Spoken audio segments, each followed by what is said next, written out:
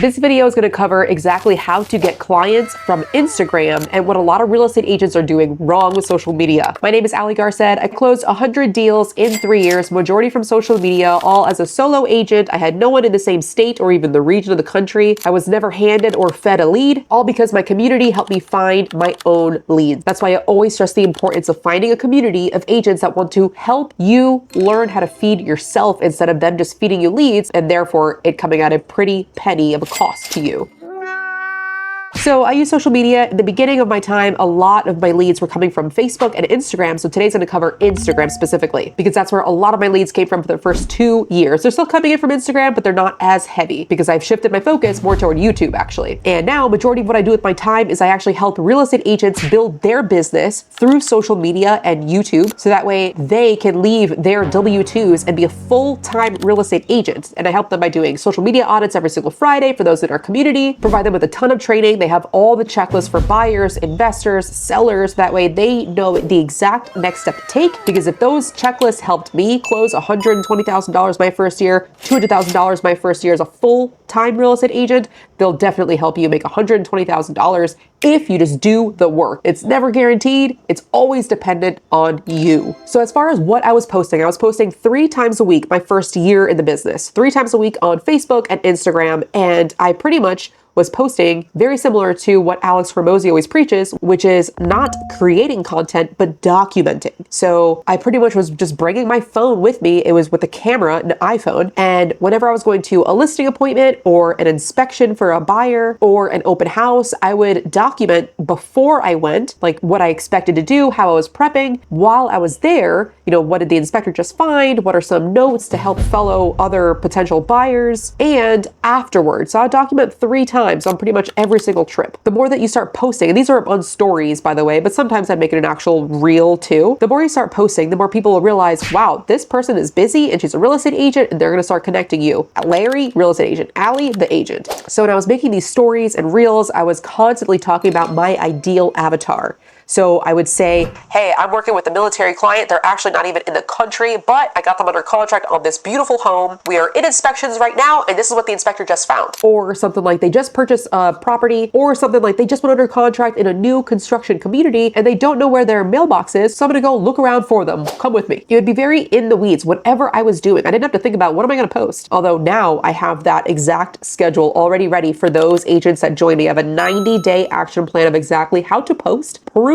for people to start getting leads, but that's for those that join me at Exp Realty. But for this video, it's really just documenting what you're already doing. If you're at an open house, do something funny, do something different. Don't just say, come visit me at the open house. There's so many different ways to talk about an open house. Also with year 1, while I was posting about 3 times a week, I was doing a ton of outbound DMs. I was sending at least 20 DMs every single day, asking people if they knew of someone looking to buy or sell because I could connect them to a real estate agent. Then my second year in the business, I ramped it up. I realized how well Instagram was doing for me. So I was like, why am I gonna do 3 videos a week? I'm gonna do 1 reel every single day. So that's what I did. I posted 1 reel every single day in 2023. And therefore, because I did more reels, which is one-to-many marketing, I didn't have to do as many outbound DMs, which is one-to-one and a lot more time consuming. Not to say that making reels is not time consuming, but the effort that I put into 1 reel goes out to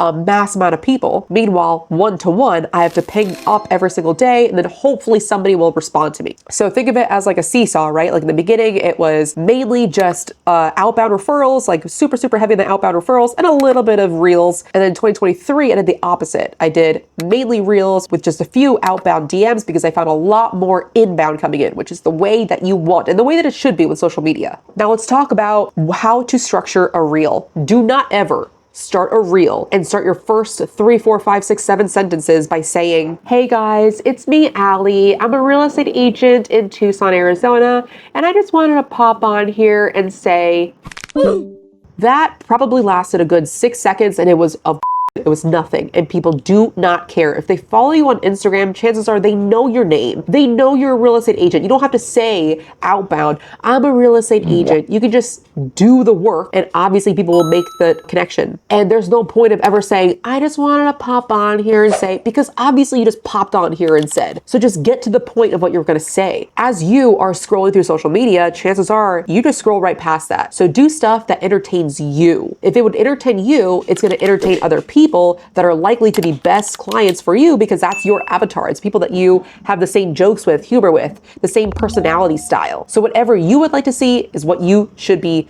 documenting or creating. Overall, when you're thinking about reels, the shorter you can make it with the most jam-packed of value and delete all the dead space, use CapCut or captions for this, the better that video will be. There's a big art to this, but also a science. The science part is jam-pack the biggest hook you can ever think of in the first 3 seconds with some suspense. The art part of this is think about what to make that hook. Think about something that's going to be so strong, some bold statement, or maybe like some sort of statement that would evoke such emotion that people would stop scrolling to hear what this crazy person has to say. It doesn't necessarily have to be crazy. It could be a bold statement. It could be a question. It could be controversial, but start thinking about things that will stop the scroll. The first 3 seconds of your reel is specifically for that. Do not waste that precious 3-second real estate of people's time. And that's because it's Instagram. So anything like this, Instagram, Shorts, Facebook Reels, anything like this and set up like this is for entertainment. This is education. So make this fun, but value-packed and speedy. So let's go over some examples of what a bold statement might be. It might be, you're selling your home for less than what you actually should be selling for. That's a bold statement that calls somebody out, specifically a listing, a seller, and it drives on people's fears. So people want to stop scrolling if they're looking to sell their house, which is the person that you want to talk to, so that's great. Since typically negativity sells, so people will stop more at negative stuff than they will at positive stuff. So if you start off all of your hooks, aka the first sentence, aka the first 3 seconds of a reel, with a super strong hook that talks about something negative, about a mistake that you, the client, the buyer, the seller are making, that's going to stop people scrolling. Another one could be, yes, rates are now at 5%, but you do not want to be buying right now. This is why. Another tip on Instagram is that you need to show your personality. Now, this is going to take time because if you're not used to the camera, it takes a while. But the more videos you can do in a faster sequence compressed into the shortest amount of time, the faster you'll become comfortable with video. So just get over with and start making videos as much as you can. You will get over your camera shyness, but add your personality. If you're dry, if you like numbers, if you're an engineer type, or if you are a jokester and you like humor, or you have dry humor, whatever it is, add you. Again, the more that you can showcase your personality, the more that type of person that is likely to like you is going to reach out. That's the whole point of social media, is getting people to contact you because they liked you. So show who you really are, because if you try to portray a different personality, you're going to be stuck with a client that thinks of you one way, but you're not really that person. And it's going to be a tough transaction. And then you have to do extra or like double the amount of effort to kind of backtrack on that personality that wasn't really you when you first started out. So if you're energetic, be super energetic, do low inflections and then high inflections and be like high energy if that's you. I always try to think about, talking to a friend or talking as if I would be talking to one of my agents on Zoom when I train them one-on-one, or talking to my sister. I can get a little crazy there. But like just talking to a friend, because when you first start out on Instagram, you're likely only talking to friends, people that already know you. So don't think about your hair. Don't think about is there spinach in your teeth? The more weirder you can be, the more you will stand out. And that is the whole point of marketing, is to stand out. The third tip that I always advise people on Instagram is the end. And the end is going to be a call to action. Always, always, always have some sort of call to action, because you never know what video is going to take off and go viral, whatever viral means to you. So I always tell people, usually my call to action is text the word X to this, or DM the word X to this to get XYZ, to learn more. Your calls to action could also be follow for more value, or save this video for when you're looking to buy, or share this video with a friend who's looking to purchase. But always end every single video with a short call to action that's simple. One call to action, a simple call to action that they can actually do. The fourth tip I kind of already touched on, it's to get over yourself on camera. I don't want to spend too much time on that because once you're ready to get over yourself on camera, that's when you're ready to make money. Until then, you probably just don't want money as much. You don't have the desire to actually be on social media, which whatever's fine. If cold calling is working for you, stick to that. You're probably not even watching this video. Once you get over that fear, then join me at Exp Realty because I can help you scale your business. So my second year in the business, I posted a reel every single day in 2023. Even though I was posting, I still was sending DMs. So let's talk about what to send in the DMs, especially since if you're starting out, if you are maybe a little bit too nervous to start posting every single day, if you're gonna be posting less, you need to increase and counteract that with even more outbound DMs. All different real estate coaches have different numbers as far as how many outbound DMs to send. I don't really care about how many contact attempts I make. I care about how many conversations about real estate I have. So whether that takes me 6 outbound DMs in order to have 6 real estate conversations, which is my number. If you've watched my other videos, you know that my number is 6. If it takes me 6 messages, perfect. If it takes me 106, I'm gonna do that. Whatever it is that's gonna take me to 6 conversations about real estate every single day. Because I think if I were to just focus on the outbound attempts, then I would just be posting and sending DMs just to send DMs, just so I can check off, yay, I sent 20 DMs. I don't want to train myself to just do something half-assed just to check the box. I want to train myself to actually get results. Even though I track the amount of outbound attempts, I definitely, if you're gonna track one number, track how many conversations you have every day. I have a whole tracker for that too. Watch my other videos. So that's how many DMs to send. So that goes over quantity. Now I want to go over who do you send these DMs to before we go over what to say. Because on Instagram, there are different levels of hot versus warm versus colder leads. So you want to make sure that you're attacking the hot first. Do not start attempting to talk to cold leads first. Talk to hot. So in order of importance, in order of a hottest to coldest, number 1 is your inbox. If people are already messaging you, they have raised their hands several times already. So start with those that are already in your inbox. If they have messaged you, message them back. Number 2 are those that respond to your stories, because what that means is not only are they watching you, they're lurking in the corner,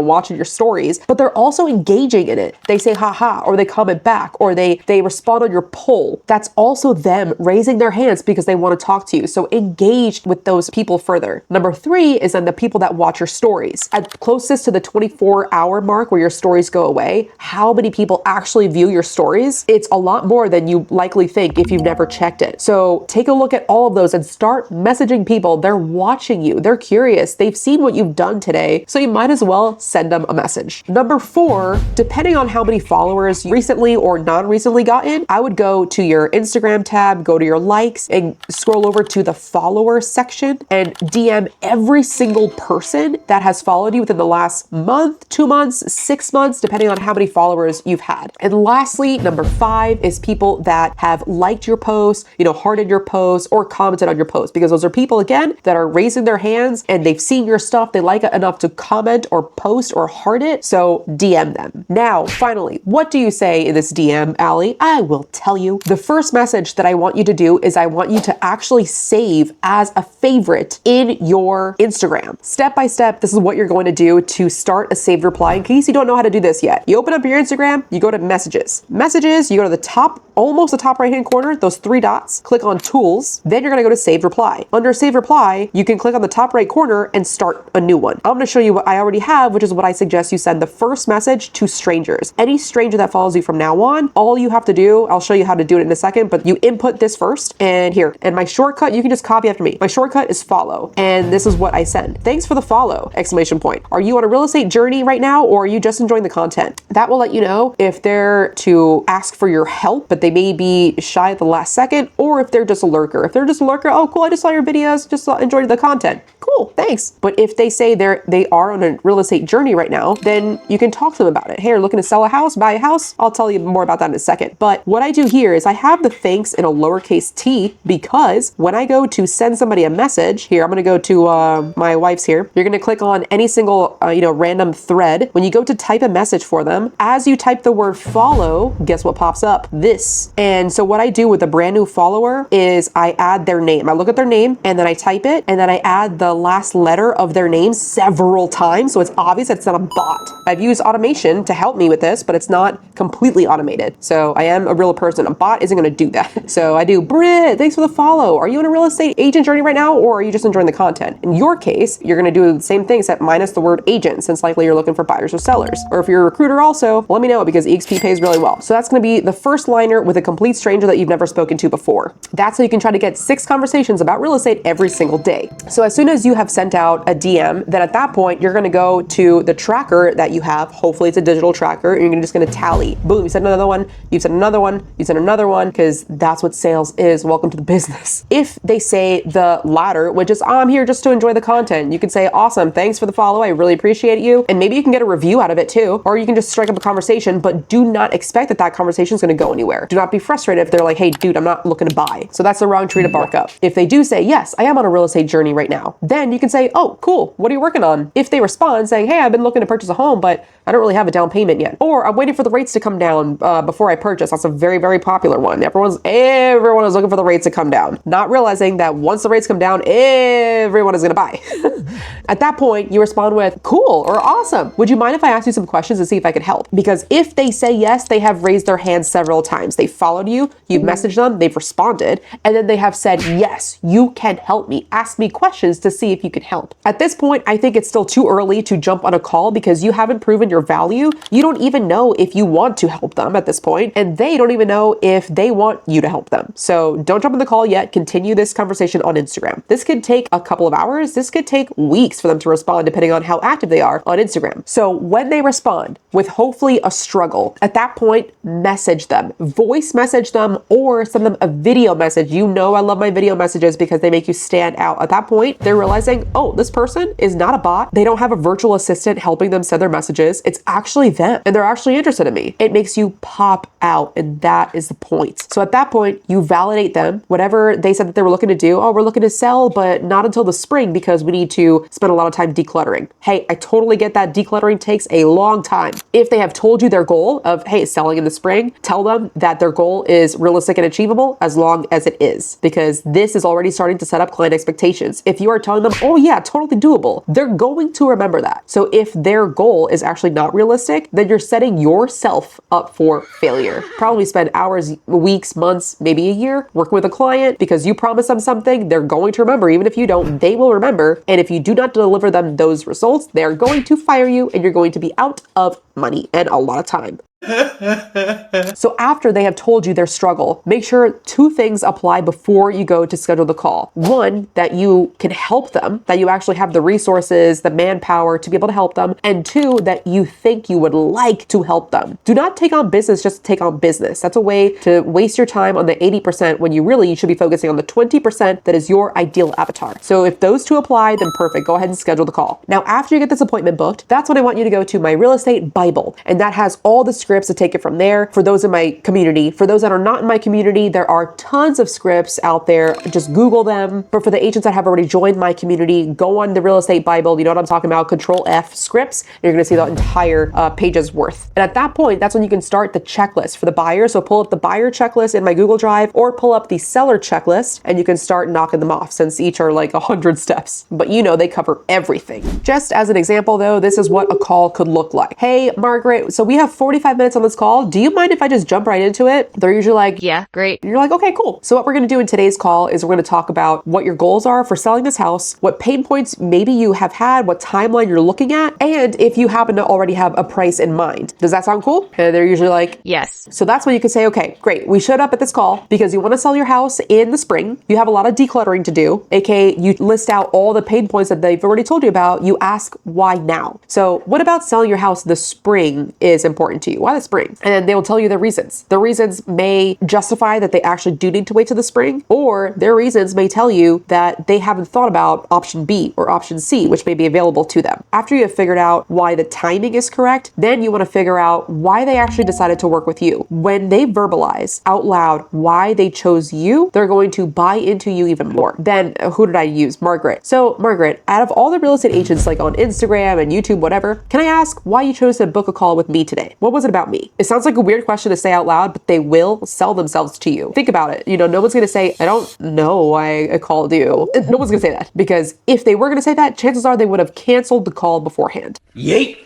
The next thing you want to do is you want to make sure that you have their commitment. The last thing you want to do as a real estate agent is pour time, money, energy, and everything else into a buyer or into a seller only to have them not really be committed. So you want to get their commitment and get their buy-in. So you can say, hey, Margaret, I have to ask, at this time, I only work with clients that are serious about selling their home or, buying their home, because I take your goals very seriously and I want you to do the same. So it's going to sound kind of weird, but on a scale of 1 to 10, where are you at with 1 being you not really that interested in selling your home and 10 being you have to sell that home, you'll do whatever it takes? Where are you at? If they say anything less than 9, then depending on the type of person that you are, I'd probably joke back and be like, wait, what? Oh, I thought because of XYZ and all the rapport that you've built, I thought you'd be higher than that because I thought you wanted to see your family in Vegas and move out there to Vegas. And then that's when they'll be able to explain even further. What you don't want to happen here is you don't want to force them into a 9 or a 10, because again, that's going to be wasting your time in the future. So if they are seriously a 4, then great. They're a cold lead. Continue reaching back out to them later on. That's going to be a nurture. It's not going to be right now business, or rather it's not going to be hot seller. If they say anything higher than an 8, like an 8, 9, 10, at that point, you know that you have a very, very good chance of getting the listing contract signed that day. By the way, this is the way that I talk to my real estate agents too. I'm like, dude, on a scale of 1 to 10, how committed are you? And I have a question at this time. I have a question on my Calendly. So whenever somebody books a call with me to talk about the potential of us partnering at EXP, I have a question on there. It's a radio button, so 3 choices, and they have to choose one of the 3. And my question is, how